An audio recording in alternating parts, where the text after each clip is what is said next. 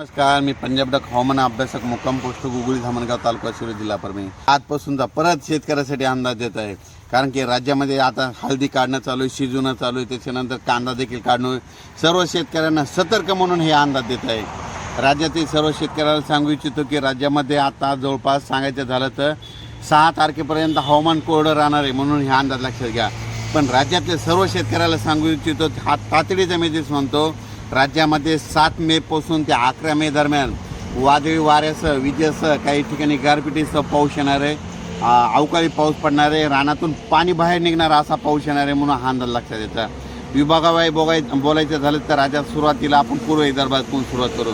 राज्यामध्ये 7 ते 11 दरम्यान पूर्व विदर्भामध्ये म्हणजे खूप ठिकाणी शेतातून पाणी बाहेर निघाला असा पाऊस पडणार आहे. विजेचं पडणार आहे, विजा असणार आहे, गारपीट देखील होणार आहे, वारा देखील असणार आहे म्हणून स्वतःची काळजी घ्यावी.